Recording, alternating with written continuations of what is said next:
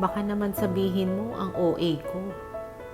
Barangay election lang, bayan agad. Saan ba natin napapractice? Saan ba natin nagagawa ang ating karapatan? Saan ba tayo nagsisimula? Sa ating munting komunidad, di ba? Sa barangay natin. Kaya dito tayo magsimula. Dito natin umpisahan ang mga gusto nating pagbabago. Dito natin umpisahan maghanap ng tamang leader. Dito natin i-practice paano ba maghanap ng tamang leader para pagdating ng tamang panahon o dumating